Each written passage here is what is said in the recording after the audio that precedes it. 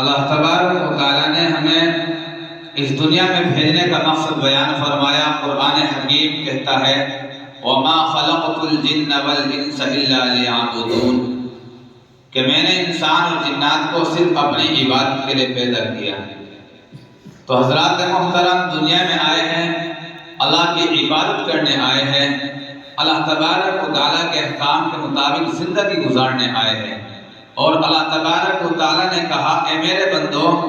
اگر تم دنیا کے اندر میری مرضی کے مطابق زندگی گزارو گے تو آخرت میں آ کر اپنی من مرضی کی زندگی گزار لینا، لیکن اگر دنیا میں تم اپنی مرضی کی زندگی گزارو گے تو پھر قیامت کے دن جب قیامت کی عدالت لگائی جائے گی تو اللہ تبارک و تعالیٰ یہ فرماتا ہے کہ میں نے جہنم کا گڈھا بھی تیار کر رکھا ہے، میں نے جنت کو بھی تیار کر رکھا ہے۔ جیسی کھیتی بو کر دنیا میں آئے گا، جیسے عمل کر کے آئے گا، اللہ تبارک و تعالیٰ فرما رہا ہے کہ میں اس کے بالکل بالمقابل آپ کے درمیان فیصلہ کروں گا۔ اور اللہ تبارک و تعالیٰ کی عدالت تو وہ عدالت ہوگی جہاں کہیں جھوٹ کے اوپر گواہی نہیں دی جانے کی، وہاں تو سچائی کے اوپر فیصلہ ہوگا۔ تو حضرات محترم، ہمیں اللہ نے دنیا میں بھیجا ہے، ہمیں اپنے دنیا میں آنے کا مقصد ذرا غور اور دھیان سے کبھی تنہائی میں بیٹھ کر سوچنا چاہیے کہ اللہ نے ہمیں دنیا میں کیوں بھیجا تھا۔ تو حضرات محترم، میں اسی کے بارے میں آپ سے ایک واقعہ بیان کرتا چلوں۔ حضرت موسیٰ علیہ نبینا علیہ السلام کا زمانہ تھا، اور حضرت موسیٰ علیہ السلام کے زمانے کے اندر قحط سالی آ گئی تھی۔ حضرت موسیٰ کے زمانے میں قحط آ چکا تھا، اور قحط سالی اتنی آ چکی تھی کہ دور دور تک جنگلات میں کہیں ہری گھاس نظر نہیں آتی تھی۔ جب دور دور تک کہیں ہری گھاس نظر نہیں آتی تھی، ہری گھاس نہیں تھی، ہرا چارہ جانور کو نہیں ملا، تو جانور بھی بل بلا کر تڑپ تڑپ کر اپنی جان دینے لگے۔ دور دور تک کہیں گلہ نظر نہیں آ رہا تھا، لوگ پریشان ہیں۔ ماں کی آنچل میں چھوٹے چھوٹے معصوم بچے کھیلتے ہوئے اپنی ماں کے آنچل میں بھوک کی وجہ سے دم توڑ دیتے تھے۔ تو حضرت موسیٰ علیہ السلام کی جب قوم پریشان ہو گئی کہ دیکھے جانور بھی مر رہے ہیں، چھوٹے چھوٹے بچے بھی، معصوم بچے بھی اپنی جان کو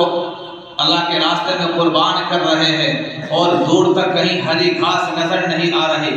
لوگ پانی کی وجہ سے ترس گئے،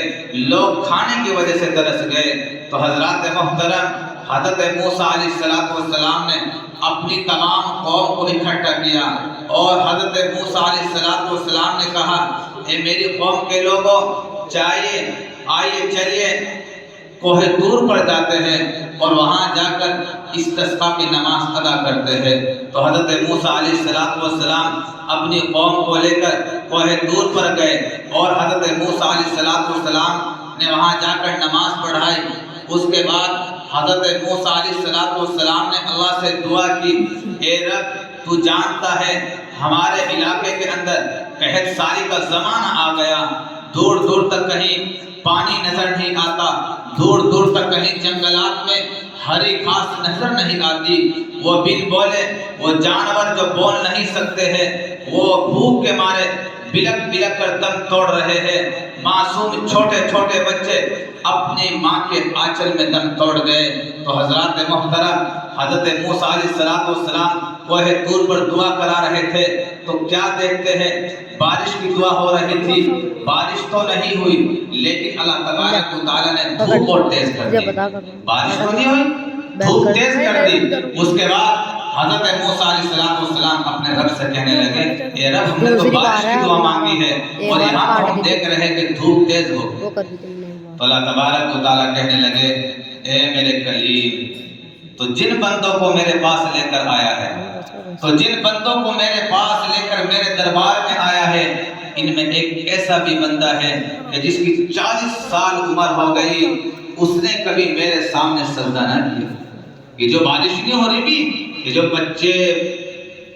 دم توڑ رہے ہیں، یہ جانور جو مر رہے ہیں، ان میں ایک شخص ایسا بھی ہے جو میری مخلوقات میں رہنے والا ہے، جو میری زمین پر چلنے والا ہے، میرے آسمان تلے رہنے والا ہے، میری نعمتوں کو استعمال کرنے والا ہے۔ اے موسیٰ، جن بندوں کو تو لے کر آیا ہے، ان میں ایک شخص ایسا بھی ہے کہ جس نے میری ہر نعمتوں کو استعمال کیا، لیکن میرا نام کبھی 40 سال کی عمر میں نہیں لیا، کبھی میرے سامنے سجدہ نہیں کیا، کبھی مجھ سے رب نہیں کہا، کبھی مجھ سے نہیں مانگا، لیکن میں نے اس کو تمام نعمتیں دے رکھی ہے۔ یہ جو بارشیں نہیں ہو رہی تھی، یہ اس کی نحوست کی وجہ سے بارشیں نہیں ہو رہی۔ تو حضرت موسیٰ علیہ السلام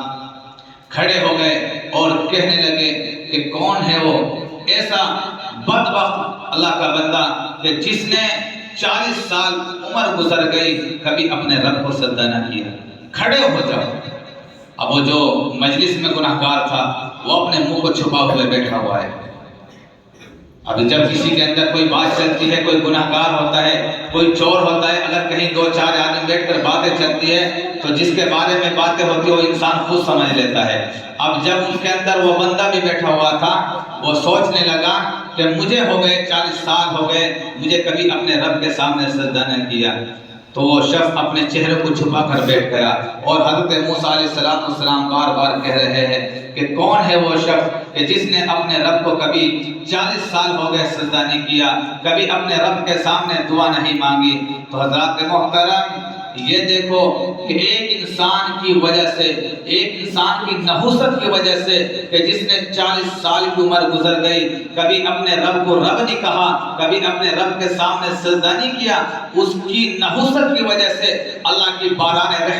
رحمت کی بارش روک دی گئی ہے۔ تو حضرات محترم، ہماری بھی تو زندگی دیکھے، ہمیں بھی تو اللہ تبارک و تعالیٰ نے اسی نبی کی امت میں پیدا فرمایا، ہم بھی تو رب کے بندے ہیں۔ ہماری زندگی کے 50 سال گزر گئے، ہماری داڑھی بھی سفید ہو چکی ہے اور ہماری عمر بھی دراز ہو چکی ہے، ہم بھی تو رب کے بندے ہیں، ہم بھی تو رب کی نعمتوں کو استعمال کرتے ہیں۔ خدا کی قسم اپنی زندگی کو بھی کنگھال کر دیکھیے کہ ہماری مسجدیں آج ویران پڑی ہے، مسجد کی در و دیواریں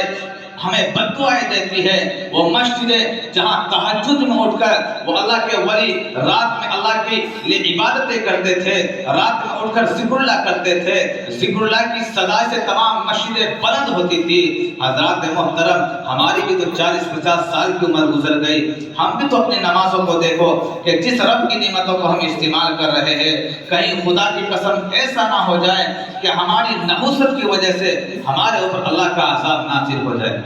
جب ایک شخص کی نحوست کی وجہ سے پورے علاقے کی بارش روک دی گئی، پورے علاقے کے جنگلات ہری گھاس کے بجائے کھنڈرات میں